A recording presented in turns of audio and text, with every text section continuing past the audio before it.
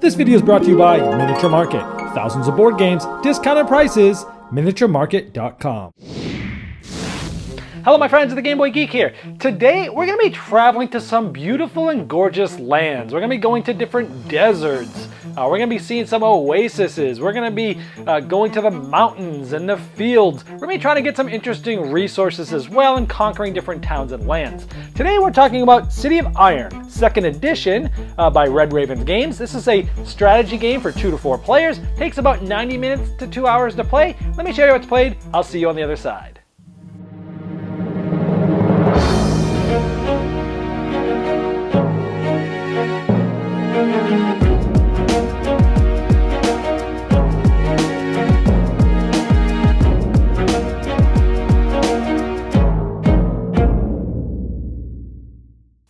City of Iron takes place in this absolutely gorgeous world where this original artwork just draws you right in. The game's played over 7 rounds. They'll be scoring on rounds 3, 5, and 7.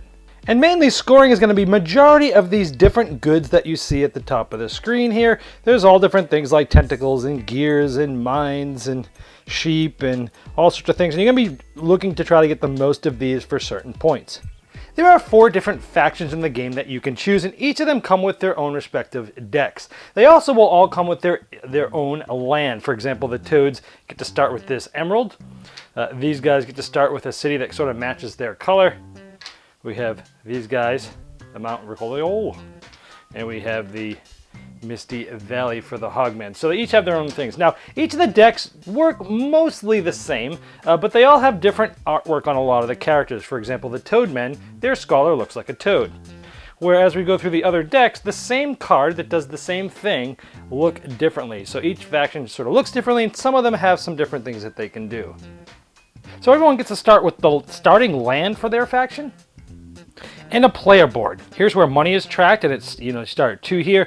Now there's 2 different types of decks in the game. The one that have the clock backs are just normal citizens, and you have a draw pile and a discard pile for that. And military, you have a draw pile and discard pile. The military cards sort of have like these cool little dark clouds on them, where the citizen cards have nice looking clouds on them. At the beginning of the game, you will start with some specific cards, and then you'll just draw one of your citizen cards. You'll have 1 card in your hand at the beginning of the game. And there's just under 30 cards in your entire deck. The rest of them that you don't start with go into your buy pool that you'll get at later.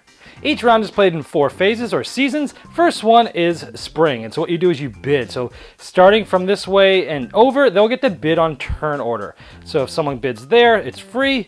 If someone bids on one here, they pay coins, and if someone goes there, they would get coins. The turn order is going to go right to left here, so red would go first, then green, then here. At the end of the round, this is going to sort of come down here, and whoever went last gets to bid first next round. So this is essentially how turn order works, and each person will be taking 1 action per turn. Now on the board, again, you get 3 actions per round. So everyone's going to take a first action, then everyone's going to take a second action, then everyone's going to take a third action, and then that phase pretty much is over for this round. This is called the summer phase. So let's talk about the different actions you can do. One of the things you can do is build a building. Now from left to right, you see these different cards, and at the top of these cards, you see not only the name of the card, but different types of resources like tentacles or salt or the sheep. Now there's a different amount of cards here depending on the amount of player, but each card has a cost. For example, if I wanted to spend my entire action to build this building, I would spend 2 coins and I would be able to put this in one of my lands. Now to put it into my land, I have to make sure that the land can actually be found there. Some of the icons we may have to get different lands later. So I've paid my 2 cost. This is a capital district. It starts in your starter land. This basically just means I can hold 5 buildings here. So this is one of the 5. I will go up 2 on the sheep track and 1 on the money track. So example, on the sheep track, I would put my cube at 2, and the leader of this is going to be scoring at the end of the 3rd, 5th, and 7th rounds, as I mentioned. And you would also raise your money because at the end of the round, you can be getting money. As you build different buildings, you'll get those. That would be my whole entire action, be somebody else's turn. What else you can do on your turn? You can draw a card. I could draw 1 card from either my citizen deck or my military deck. Now, you can always look at your decks. You cannot change the order of them, but you can always look at them to see what's next. And so you can draw a card. Let's say I just drew a card, put it in my hand, and I actually had started with the card in my hand as well. So that's a different action. That'd be my whole action. You can store a building. So if I really wanted this building, but I didn't have the 2 science to get this now or the money, I can just store it, which means take it into my hand, and I don't have to pay anything, but later on during the game, I can build it and pay for the cost. It's sort of like reserving a card. On my turn, I can research, which is just spend 4 coins to get a science. And as we saw in that last building that I just stored, I needed science to get that building. So science is pretty big in the game, and you could just spend 4 coins to get this. On my turn, I could tax, which is basically just take a coin. On my turn, I could do an expert action. This allows you to use the actions on your card. Now let's say these are the 3 cards I had in my hand. Some of the actions are free with this clock on it. Means I can do this at the beginning of my turn for free. So in this case, I could just put him, get ready to discard him and take a coin. Now I could activate some of these expert actions, just one of them per turn. Now here, let's say this, I have to pay a coin and spend a hammer to get a science. So for example, this guy has a hammer. Now I can't use this guy's hammer. You can only use it for the action or these that I'll get to later. But here, let's say I spend this guy's hammer and a coin. These guys would get discarded as well, and I would get one of those science tokens for that. Now these get ready to get discarded. At the end of my turn, I've got to discard all the cards, but I get to choose which order they go in. So if I want this to be my first card when the deck flips over, I'll put this first, then this, and then this, and I would then put this into the discard pile because I know how it's going to go. When this deck's empty and I need to draw a card, my discard pile will just flip over so I know which order things are going to be going in. And the last action I'll take is the attack action. Now there's 3 stacks of towns in the game with 1 star, 2 star, and 3 star. They're all the same stars in each thing, and you can attack these towns. They're just outside the board to get some resources. So for example, here I need to have 3 attack and 1 distance, and let's say I had these cards in my hand.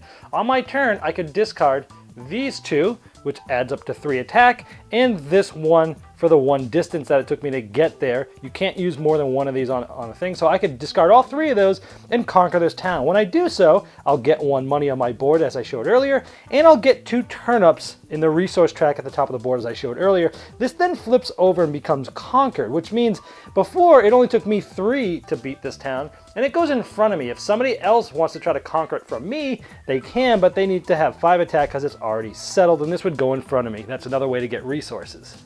Now another important part of the game are different lands. There's a total of 8 other lands. Here's just a few of them here.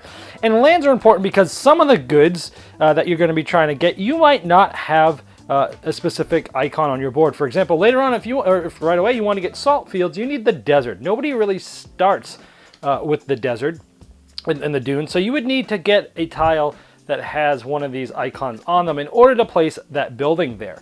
But in order to get these, one of your special cards is the Explorer, and this person will help you find a new land.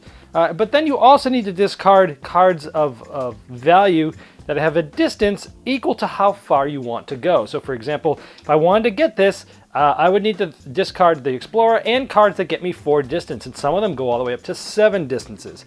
Some of these you actually also need either a ship icon to get there, which is another card that you have in your deck, and some of them actually have a Zeppelin on them as well that you need to get. Like if this one, you'd need the Zeppelin. So some of this is getting different lands, bringing them back, and basically being able to get different goods at those places. After everyone's taken their 3rd action, we go to Autumn Phase, where we would discard any 4 of the buildings to the left out, and all the other buildings would slide all the way down, and then new buildings would come up. At certain points in the game, most at the beginning, I'll be using cards that have A, and in the rounds 4 and 5, you'll use B cards, and the last 2 rounds you'll use C cards. They just have different arcs of the game. If it's the 3rd, 5th, or 7th round, we would score everybody and then give everybody 1 book of science on these 2 rounds. And then scoring is pretty easy. We look at each one of these resources, we see who's higher, and we give them the points. Whoever has the most gears, for example, will get 4 points. Whoever the second most has 2. If people are tied for those, they both get them. And whoever has the most also gets 2 coins. If you've reached a certain level on some of these, you'll also get an additional point. You'll do that for all the goods. Also, some cards in your deck might get you some points as well, but most of the points are done on here. Next, you would collect coins in science. So wherever you're at on your coin tracker, that's how many coins you'd get. And some buildings, actually like the Academy, give you science, and that's when you'd get these every round as long as you have this building. We would then draw military and citizen cards. On your land, remember you had a capital district, and this tells me I can have 1 citizen draw. Some cards and buildings actually give you different draws. Maybe you have military. So if this was my board right now, I'd get 1 draw from my citizen deck and 1 draw from my military deck. And so you can get that as well. And then we'd advance the round counter and we get ready for the last phase, which is winter.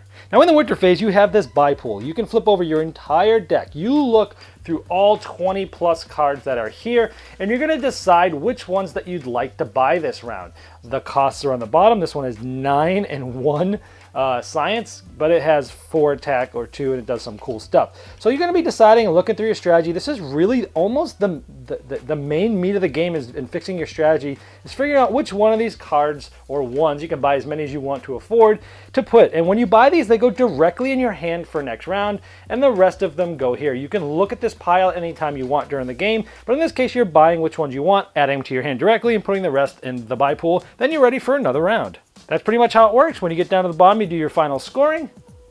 And then there's some possible land scoring. Everybody's lands that they've gotten has some specific special things that they might be able to score. For example, the Toads would get 2 points if they have the most coins. If you have this land, you'll get 2 points if you have 4 plus buildings there. And this one is 2 points if you have 2 or more academy buildings there, and all sorts of things like that. You add up any bonus points from your lands like that, and whoever has the most points is the winner. Well, there it is, City of Iron 2nd edition, where they've streamlined some things. Let me first talk about the things that I liked about the game. First of all, if you don't know this game is designed by Ryan Lockett. He is one of the most talented people in the industry because he is the game designer, he is the artist, he is the graphic designer, and he's the publisher.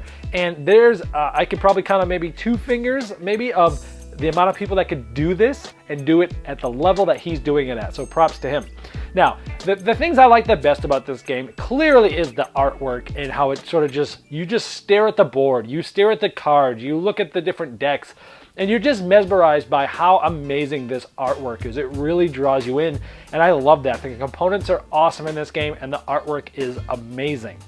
Now, the gameplay itself. Let me talk about the things I liked about the gameplay. Now, it is sort of has such deck building element. I liked how there were 2 different decks. There were different ways you could go, different paths. You could, go down the citizen path or go down the military path, or maybe go down both evenly. I liked how you could look at your different decks at any time, including your big buy pool, and you could come up with your strategies. You could look at your decks and go, oh, okay, in my next draw, I could get the card I want, or it's gonna take me 2 draws, I might not wanna do that. And I also like that when you play a bunch of cards, you get to decide which order they go into your discard pile, because when it's done, it's just gonna flip over. So you have some manipulation as to, when things are gonna come up again, and I liked that aspect of it. I always like sort of an area control type of thing, and even though this wasn't area per se, it sort of felt like it as you were battling against each other on the different resource tracks. Now on to the things that didn't rub me the right way, things I did not like about the game. This is a very tight Euro game, and what I mean by that is everything feels very tight. Look, there's only, I think, 7 rounds and 3 actions per round, so you're only getting 21 actions over the entire game. And a full action might just be, I'm gonna draw a card. So there's many things. This world is big, it's huge. There's many things you can do. It almost feels like a sandbox game, like, oh wow, I want to go get that land. Oh, but to get that, I got to get a Zeppelin. Oh, to get that guy, I need some science. And so you're looking at this world and your eyes light up and you go, oh my gosh, this looks so cool. I'm going to go over here and get this and go over here and get that. And there's so many things you want to do, but in reality, you really have to be very focused on what you do because everything's tight. Money is tight, science is tight, resources are tight, actions are tight. And it's very much like almost claustrophobic feeling playing this game. And I almost felt like I was playing the game with a straitjacket on. I felt like I wanted to do all these cool things, but instead I was very constricted. I had to be very streamlined and very efficient, and one mistake could really mess you up big time here.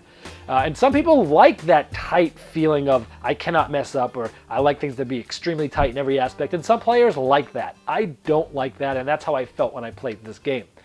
Another thing is, a lot of people also like if hey, I've got to get this, to get this, to get this, and then I get this, turning a bunch of things into things.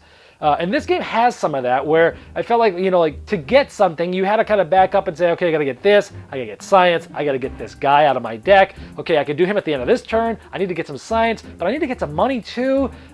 So there's just a lot of steps that you have to do one thing that might get you like 4 points that round, or maybe 2 points. So it felt like there was a lot of things to do, and I felt like every time I wanted to do something, I was like, I can't do that. I still need this, and I need this. And I'm going to have to use a whole entire round, because you only get 3 actions to do that.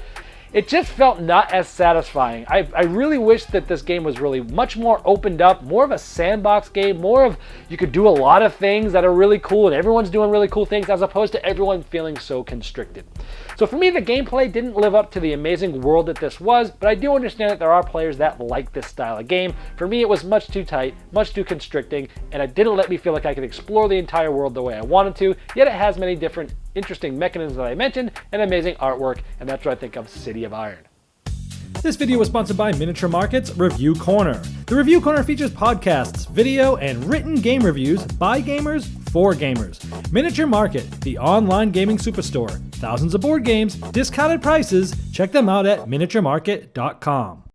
I'd like to thank each and every one of you for backing me on Kickstarter and making this season become a reality. I'd like to especially thank those here that have backed me at the credit level. Now, these video reviews are also available by audio on our podcast. It's the intros and the final thoughts on GameBoyGeek.com. Click podcast.